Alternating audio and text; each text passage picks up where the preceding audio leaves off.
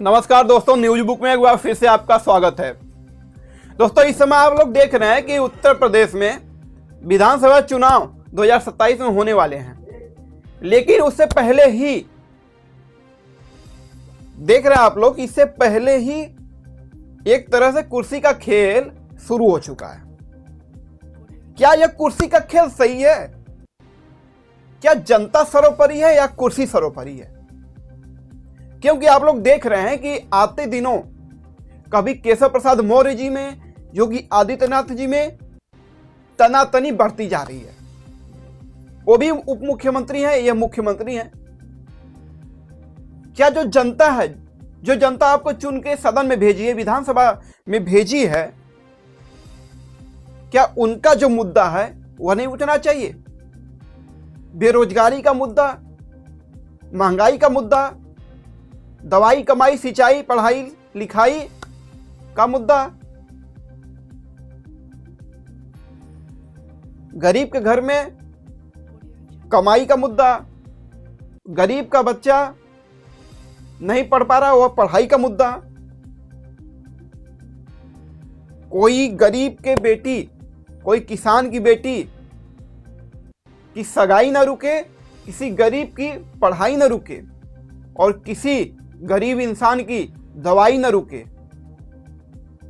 और कोई गरीब बेचारे की कमाई न रुके।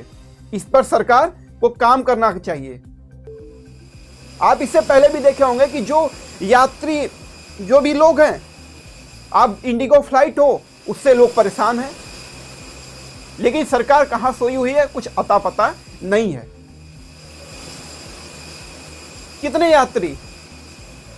कितने यात्री जो दाह संस्कार के लिए अपनी अस्थियां लेकर एयरपोर्ट पर बैठे हैं, जैसे लग रहा है कि रेलवे के स्टेशन में बैठे हैं। कितने यात्री जिनका विवाह के लिए हैं, वहां पे या मुख्य अतिथि के रूप में थे, वहां या नहीं पहुंच पाते हैं।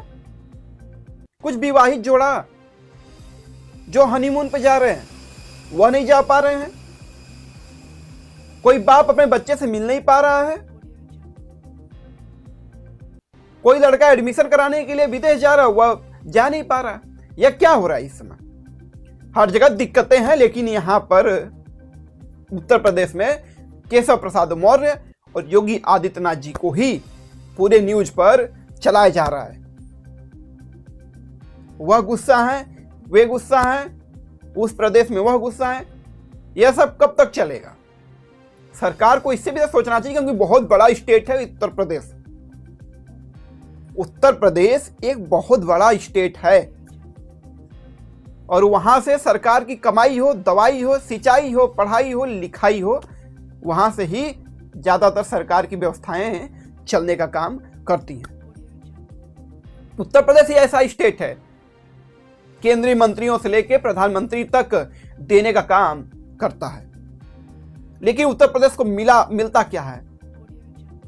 बस युवाओं पर लाठीचार्ज, युवाओं पर बस आप केंद्र से हमला करिए, युवाओं पर पानी का बौछार मारिए, युवाओं पर धुएं वाली गोली से हमला करिए आप, और क्या कर सकते हैं?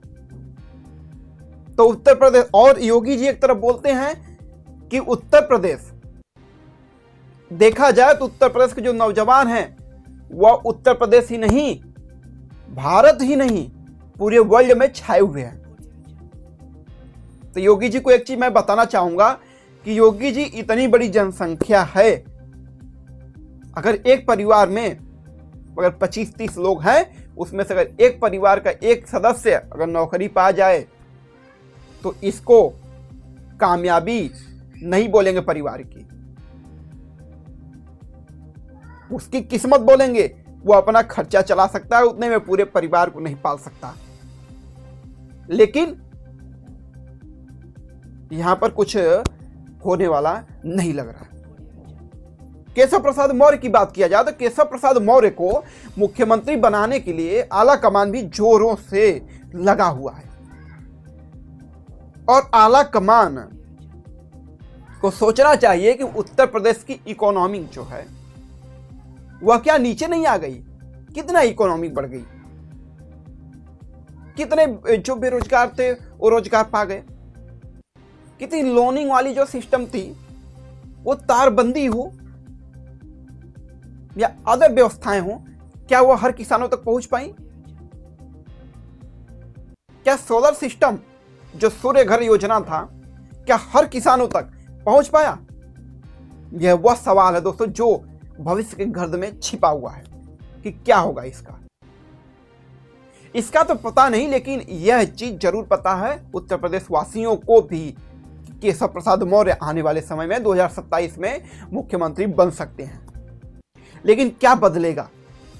भारतीय जनता पार्टी की ही सरकार रहेगी तो क्या बदल सकता है? क्योंकि योगी आदित्यनाथ जी को भी अगर आप हटाते हैं, क्योंकि सुशासन अगर देखा जाए तो योगी आदित्यनाथ जी के सरकार में सुशासन बहुत कड़ाई के तरीके से चला है। अब देखने वाली बात हुई क्या केशव प्रसाद मौर्य भी आने वाले समय में या पीसीसी चीफ बनते हैं, बीजेपी के अध्यक्ष बनते, प्रदेश अध्यक्ष उत्तर प्रदेश के, तो क्या बदलता है? विधायक बदल जाएंगे और क्या बदलेगा? आम पब्लिक का क्या बदलेगा? कुछ नहीं। लेकिन यह तय माना जा रहा है दोस्तों कि केशव प्रसाद मौर्य हो सके तो मुख्यमंत्री या प्रदेश अध्यक्ष बन जाए। और केशव प्रसाद मौर्य यहीं तक नहीं, अगर देखा जाए तो इससे पहले जो बिहार विधानसभा चुनाव हुआ था उसमें उप प्रभारी के रूप में उनको नियुक्त किया गया था। और उप प्रभारी ही नहीं, सरकार बनने पर जब बम्पर सीट आने पर 89 सीट जब भारतीय जनता पार्टी लेकर आती है तो उनको पर्यवेक्षक बनाकर वहां भेज दिया जाता है विधानमंडल का नेता चुनने के लिए। एक ये अब बड़ी बात है दोस्तों, क्योंकि विधानमंडल का नेता चुनने का हक मुख्यमंत्री को आज तक दिया जा रहा था, लेकिन केशव प्रसाद मौर्य के पीछे बहुत बड़ी बड़ी शक्तियां खड़ी हैं कि केशव प्रसाद मौर्य को आगे बढ़ा के योगी जी को कब कुर्सी से घसका दिया जाए, कोई अता पता नहीं है। इससे उत्तर प्रदेश वासियों का लेना देना ज्यादा तो नहीं है, लेकिन उत्तर प्रदेश वासियों का एक चीज से जरूर लेना देना है कि अब महंगाई उत्तर प्रदेश में कम होने का नाम लेगी कि नहीं लेगी। जो आटा 130 से 40 रुपए मिलता था, आज वो आटा 220 से 30 रुपए हो गया। जो चावल 25 से 30 रुपए मिलता था, आज वह चावल 55 से 60 रुपए किलो। जो सरसों का तेल, और मैं आपको बता दूं सरसों के तेल में भी वह गुणवत्ता अब नहीं रह गई है। सरसों के तेल में भी गुणवत्ता अब नहीं रह गई है। आप देख लीजिए, सरसों का तेल भी महंगा होता जा रहा है, लेकिन गुणवत्ता उतनी ही कम होती जा रही है। इस पे कौन बात करेगा? इस पर भी तो बात होनी चाहिए। वो या केशव प्रसाद मौर्य जी हो या योगी आदित्यनाथ जी हो, अगर आपस में आप लोग लड़ाई झगड़ा करके कुछ नहीं कर सकते, इस पर भी आप लोग को बात करनी चाहिए। दोस्तों यही चल रहा है इस समय। और जैसे बहुत सिस्टम में भी है कि सवाल केशव प्रसाद मौर्य और योगी आदित्यनाथ पर ही क्यों है, तो मैं आपको बता दूं कि जो सत्ता में रहता है सवाल उसी पर रहता है। तलवारें उसी पर लटकी हुई होती हैं, उसकी गर्दन पे। क्योंकि इससे पहले अखिलेश यादव रहे होंगे तो अखिलेश यादव के भी गर्दन पे तलवारें लटकी रही होंगी, और योगी आदित्यनाथ और केशव प्रसाद मौर्य आ गए हैं तो उनके ऊपर भी तलवारें लटकी हुई हैं कि क्या यूपी का, उत्तर प्रदेश का विकास ही सर्वोपरि होना चाहिए इन लोगों के लिए। और आगे की बात दोस्तों अब आगे होगी इस चर्चा में। यहीं तक, तब तक के लिए नमस्कार। आप अपना ख्याल रखिए, स्वस्थ रहिए, मस्त रहिए, अपने काम में व्यस्त रहिए दोस्तों, और मेरे चैनल को फॉलो करना मत भूलिए। तब तक के लिए नमस्कार।